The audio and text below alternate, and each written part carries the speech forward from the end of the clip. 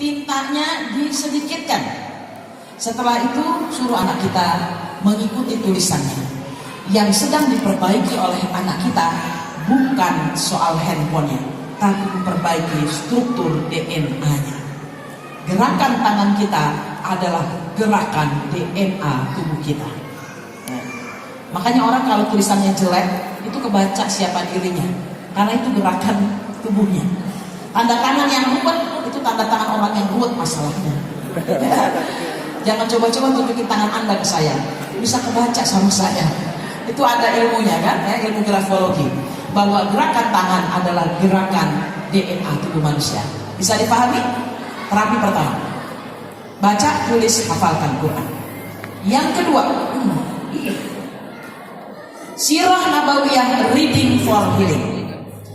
Bacakan sirah kepada anak kita, maka anak kita akan mengalami healing. Kenapa harus sirah? Gak ada buku yang lain. Sebaik-baik buku bacaan yang bisa dibaca setelah Quran adalah sejarah hidup Nabi Muhammad SAW. Karena buku sejarah Rasulullah adalah buku otentik yang tidak diragukan kebenarannya. Kenapa harus sirah? Seorang sahabat bertanya kepada Rasulullah, "Ya Rasulullah, kapan engkau diangkat menjadi seorang nabi?" Rasul menjawab, "Ketika Adam masih berada di antara alam ruh dan alam jasad." Berarti siapa duluan yang diciptain? Adam atau Muhammad SAW? Nabi Muhammad. Rasulullah diciptakan lebih awal daripada Nabi Adam. Ketika Nabi Adam melakukan kesalahan dan dosa dan diturunkan ke muka bumi, Nabi Adam bertobat dengan menyebut nama Muhammad. "Demi nama Muhammad, aku bertobat kepadamu ya Allah." "Dari mana kau tahu nama Muhammad?" tanya Allah. "Dari arsmu, kulihat ada tulisan La ilaha illallah Muhammad Rasulullah." Maka nama makhluk yang disandingkan dengan namamu, tentu dia makhluk istimewa hingga ia disandingkan di dekatmu. Aku menyebut namanya untuk mendapatkan keistimewaan itu. Artinya Nabi Muhammad itu nabi yang dipersiapkan Allah dengan matang dari awal penciptaan dan diturunkan sebagai rasul di masa depan. Para ahli tasawuf modern meyakini bahwa situasi ketika beliau menjadi nabi ini masih berada dalam dimensi alam ruhiyah.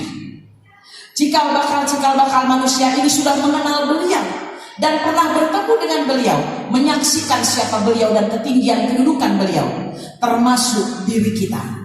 Ruh-ruh kita pernah terhubung dengan sosok yang bernama Muhammad SAW ketika masih di alam ruhiyah. Sehingga ketika kita membaca cerita tentang Rasulullah, seakan-akan tubuh kita dan ruh kita itu kangen-kangenan bertemu dengan sosok masa silam yang kita pernah berhadapan dengannya, dan kita mengakui tentang siapa diri beliau. Di dalam ilmu modern sampai diyakini di manakah sel manusia yang menyimpan informasi tentang Muhammad SAW. Ternyata sel tentang yang mengenal nama Muhammad itu disimpan dalam stem sel dasar tubuh manusia. Stem sel itu adalah pertemuan antara ovum dengan sperma lalu menjadi sel pertama. Sel dasar inilah yang kalau manusia kena sakit kanker lalu bisa bertemu dengan sel dasar ini, manusia bisa sembuh seketika. Dan disinilah disimpan tentang informasi pengenalan kita tentang Muhammad SAW. Seperti apakah cara kita berinteraksi dengan Rasulullah yang sudah tidak ada dan memancing kita bisa bertemu dengan dimensi masa silam kita dalam dimensi ruhiyah. Seperti ini Bapak dan Ibu. Ketika manusia diciptakan tentang Rasulullah, sel saraf tepinya langsung gembira. Oh, orang ini cinta Rasulullah. Lalu terus berjalan sampai ke sistem dasar tubuh kita, ke pembuluh darah, ke otak, ke tulang benulang, ke organ, sampai ke seluruh sistem gerak kita. Dan kemanapun kita melangkah, kita bertemu para pecinta Rasulullah. Pergi lagi ke sini, ketemu lagi para pecinta Rasulullah. Dan sistem ini terus berjalan sampai masuk ke dalam jantung manusia. Ini pusat DNA yang bernama mitokondria terbanyak ada di sini. Fungsi mitokondria adalah menghasilkan cahaya. Dan cahaya itu langsung menyelimuti tubuh manusia. Cahaya ini disebut bioplasmid dalam dunia kedokteran. Seperti apa potret bioplasmid seperti ini? Untuk apa fungsinya? Untuk telepon berdering. Bu Ketut paling senang dengan istilah ini yang saya pakai. Dengan body seluler ini, setiap kita tergantung apa yang kita pikirkan. Kalau sering pikir yang jelek yang datang ke telepon sama kita. Kalau kita mikir yang sedih, kesedihan datang kepada kita karena ditelepon oleh body seluler kita. Ketika kita ketemu orang yang nasibnya lebih baik dari kita, jangan katakan, bapak ibu mah enak, udah punya mobil, punya rumah besar, bisnisnya keren, anak-anaknya hebat. Nggak kayak saya. Begitu ngomong kata nggak kayak saya, kita jelek-jelekin diri kita. Hidup saya mah apes banget. Musibah demi musibah datang, persoalan tak pernah berhenti. Punya mertua ngeselin, ipar nyakitin, punya suami kerja nggak jelas, anak betul-betul ngeselin. Maka jadilah hidup kita susah karena ucapan kita sendiri. Mulai hari ini kalau ketemu orang hebat, katakan ketularan. Ada rumah bagus kita pengen nempel ke rumah itu, ketularan. Pengen punya Pajero, diajak numpang. Kemarin kami naik Pajero sampai ke sini. Naik Pajero, ketularan gitu. Jangan bilang kapan saya punya Pajero, kita bilang ketularan. Insya Allah kita punya Pajero itu semuanya. Kayak gitu. Jadi itu cara kita memancing body seluler kita, pikiran yang baik-baik. Nah kalau yang pikirnya Rasulullah, maka kita akan ketemu dengan ini. Kita akan bertemu Rasulullah SAW dalam bentuk resonansi gelombang. Sebagaimana Rasul bersabda, ketika umatku berselawat atas namaku, Allah mengizinkan ruhku dibangkitkan untuk menjawab salawat mereka. Maka ketika kita membacakan cerita sejarah Rasulullah kepada anak-anak kita, ruh Rasulullah pun segera bangkit untuk menyapa setiap jiwa-jiwa kita. Itu namanya disebut terjadi resonansi, getaran yang sama karena frekuensi yang sama. Dan namanya hukum energi, kalau sudah bergetar dia akan entrainment, penyelarasan. Dan inilah energi yang paling baik yang akan membuat anak kita seiring sejalan bersama kehidupan Rasulullah Shallallahu Alaihi Wasallam. Ya Allah ya Rabbana, kalau saja kita tahu teori ini sejak silam, kita akan manfaatkan mengenalkan Rasulullah dalam diri anak kita, sehingga anak kita tidak perlu diasuh oleh kita, karena dia diasuh langsung oleh entrainmentnya energi Rasulullah Shallallahu Alaihi Wasallam. Pengen bapak dan ibu punya anak mengasuh tanpa mengasuh? Pengen banget, persis seperti iklan Pegadaian, menyelesaikan masalah tanpa masalah. Kita bisa mengasuh tanpa mengasuh. Ikuti seminar ini sampai akhir, maka Anda tidak akan repot mengasuh anak, karena anak kita akan diasuh oleh Allah dan Rasulnya secara langsung. Kita akan pakai energi ini untuk terapi. Semua tangan digerakkan. Gerakan lebih cepat lagi. Lebih cepat lagi. Oke. Sekarang hadap-hadapkan. Terasa cenut-cenut? Mainkan. Terasa mantul-mantul? Ini namanya bioplasmid nih ya. Naikkan ke atas, turunkan. Naikkan, turunkan. Terasa ada yang naik ke bawah? Ada ya? Nah ini namanya energi sudah setara dengan orang yang tawaf di Ka'bah. Kita akan pakai untuk menerapkan anak kita dalam perlindungan. Ikuti kalimat saya. Bismillahirrahmanirrahim. Bismillahirrahmanirrahim. Ya Allah. Ya Allah. Saya yang bernama. Saya yang bernama. Baik, silakan sebutkan nama bapak dan ibu lengkap dengan bin atau bintinya. Saya sebut nama saya Kurnia Widiatuti binti Warnani. Memohon kepadamu. Memohon kepadamu. Untuk melindungi anak-anakku. Untuk melindungi anak-anakku. Sebutkan semua nama anak-anaknya lengkap dengan bin atau bintinya. Sebut nama anak saya juga. Muhammad Fayad Kutub bin Mahmudin Sudin, Nahda Alfiyah binti Mahmudin Sudin, Ahmad Fathan Syakir bin Mahmudin Sudin, Rona Mutiara Zahidah binti Mahmudin Sudin.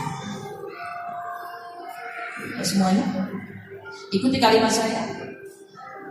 Ya Allah, Ya Allah, pertemukanlah anak-anakku pertemukanlah anak-anak dengan guru yang salih dan salihah, yang soleh, ilmu yang salih dan salihah, ilmu yang soleh dan soleh, teman yang salih dan salihah, teman yang soleh dan soleh, lingkungan yang salih dan salihah. lingkungan yang soleh dan soleh. Sekarang tarik nafas, telan sampai ke perut, hembuskan lewat perut.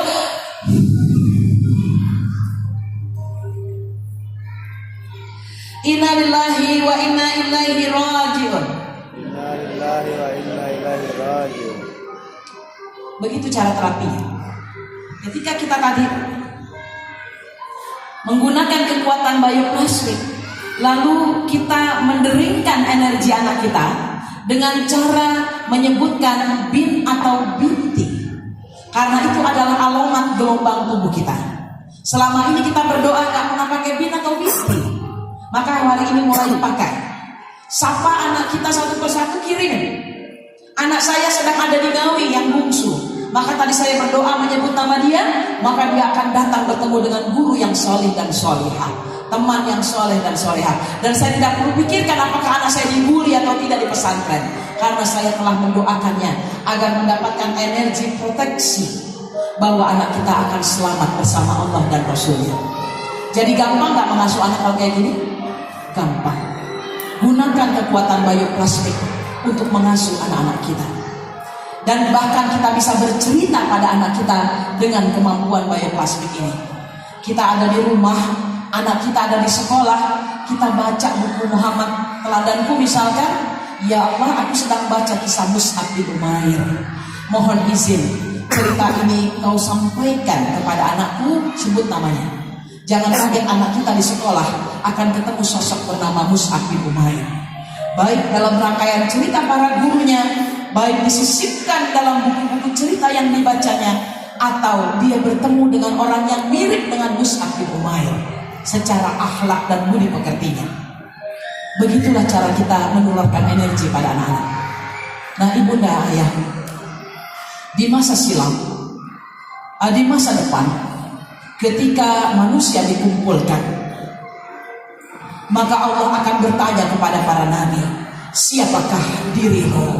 Ibrahim alaihissalam ditanya, aku adalah Al-Khalil, aku adalah kekasihmu ya Allah. Lalu Allah bertanya kepada Musa alaihissalam, siapakah dirimu? Aku adalah Al-Karim, aku adalah nabi yang pernah dialog langsung dengan engkau ya Allah. Lalu Allah bertanya kepada Isa alaihissalam, siapakah dirimu? Aku adalah Ar-Ruh, aku adalah nabi yang diciptakan dari ruh sucimu tanpa seorang ayah. Lalu Allah bertanya kepada Muhammad sallallahu alaihi wasallam, siapakah dirimu? Aku hanyalah seorang anak yatim. Aku hanyalah seorang anak yatim di sisimu ya Allah.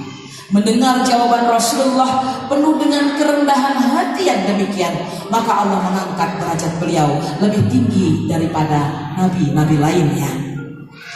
Hal inilah yang menjadi alasan mengapa kita perlu mengajarkan Rasulullah SAW, karena Allah sendiri membanggakan beliau di antara makhluk-makhluknya.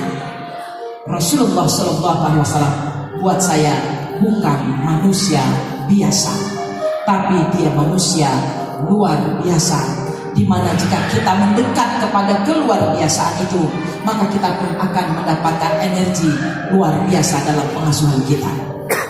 Marilah kita semak sebuah lagu yang akan membuat kita jatuh cinta pada Rasulullah, yaitu Muhammad Nabi tersayang.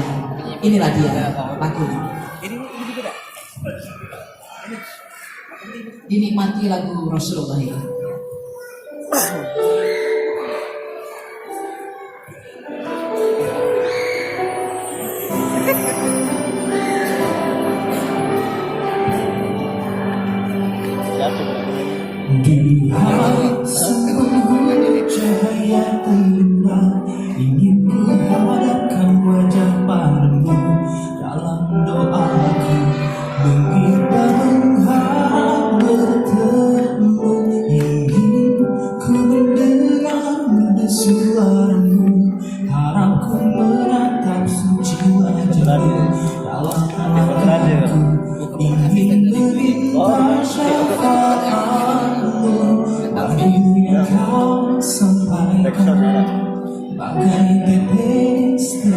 saja mencari petunjuk bagi kami.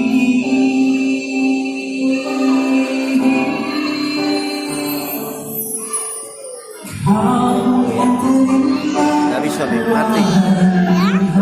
Nabi Muhammad. Unto.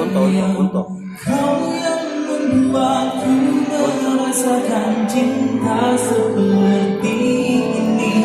Ku mencari jejakmu, waktu terus berlalu, tetapi dirimu ada.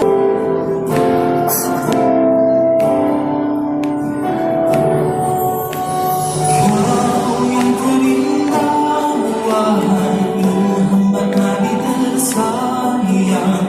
Kau yang membuatku merasakan cinta seperti ini. Mencari jejakmu, ku terus berlalu, tetapi diriku adalah penantianmu. Kau yang terindah, wahai Muhammad lelaki mulia. Kau yang membuatku merasakan manis iman di hati. Terapi yang kedua. Saya baru saja mengikuti pelatihan yang disebut pengobatan akhir zaman. Metode Al-Kasau disebutnya. Yaitu sebuah metode yang mengingatkan kita tentang siapa kita sesungguhnya. Ketika manusia diciptakan Allah masih dalam bentuk zigot, maka Allah menciptakan manusia langsung 3 paket lengkap. Otak, tulang belakang, tulang ekor. Meskipun dia belum memiliki nyawa, tapi yang pertama diciptakan Allah untuk manusia adalah ada bagian otak, tulang belakang, tulang ekor 1 paket. Jantung baru mengikuti kemudian, dan 4 bulan baru ada denyut-denyut jantung di dalamnya. Ada apa dengan komponen utama manusia yang bernama otak, tulang belakang, dan tulang ekor? Cara memperbaiki manusia tentang otaknya adalah perhatikan pula tentang tulang belakang dan tulang ekor ternyata. Jika di sebuah sekolah didapati ada seorang anak inklusi, kita sebut anak autism, ADHD, slow learner, atau Down syndrome dan sebagainya. Anak-anak yang kita bilang anak berkebutuhan khusus ini, ketika datang ke klinik pengobatan akhir zaman, didapati bahwa ternyata mereka adalah anak-anak yang terganggu struktur tulang belakangnya. Ketika ada anak autis yang selalu bergerak-gerak, matanya nggak bisa fokus, dipanggil nggak bisa nengok, seperti telinga tidak mendengar kata-kata orang tuanya. Lalu para guru pusing ngadepin anak yang nggak bisa diam ini. Anak ADHD yang lari ke sana lari ke sini, muterin kelas, nggak mau berhenti. Ternyata jika ditelusuri, itu adalah anak yang memiliki gangguan tulang belakang sehingga menghimpit seluruh sistem saraf tepinya. Anak-anak penderita kebutuhan khusus ini adalah anak yang sedang berteriak kepada kita, "Mama, badan aku tuh sakit, aku tuh sakit." Dan satu-satunya cara menghilangkan rasa sakit adalah dia menggerakkan semua bagian badannya. Sejak saya tahu ilmu ini, setiap kali saya melihat ada anak gak bisa diam, yang tadinya pengen marah, gak bisa lagi marah. Itu adalah anak yang sedang mengatakan, "Pak, Ma, badan aku tuh sakit. Tolong usap aku, pijati, sentuh dengan sayang, supaya aku bisa betul-betul fokus melihat sesuatu." Jadi hari ini jika ayah dan bunda ketemu anak sendiri gak bisa diam, maka sadarilah itu adalah anak yang sedang menjerit kepada kita, merindukan dekapan sayang kita. Punya suami sering marah-marah, itu adalah sinyal bahwa di tubuhnya tidak ada jejak cinta orang tuanya sebelumnya. Mertua kita kurang menyayangi dia, maka mumpung kita jadi istrinya, kitalah yang menyayanginya. Bapak punya istri betul-betul ngeselin, nyebelin, ngambekan, baperan, itu adalah sinyal bahwa istri bapak sedang merindukan lukanya bisa ditutupi dengan cinta dan sayang. Ya. Sebagai seorang terapis kuantum, ada beberapa teori tentang penyakit. Kalau kita sering ngalamin nyeri-nyeri di lutut, di sendi-sendi, sampai ke otot, itu adalah sinyal kita merindukan kasih sayang, katanya gitu. Siapa yang sering pegel-pegel ya? Itu rindu kasih sayang saja gitu ya. Saya rasakan tadi malam badan saya pegel-pegel. Oh, saya rindu Abi beberapa malam ini karena Abi gak ikut serta bersama saya ya. Jadi itulah salah satu indikator tubuh kita.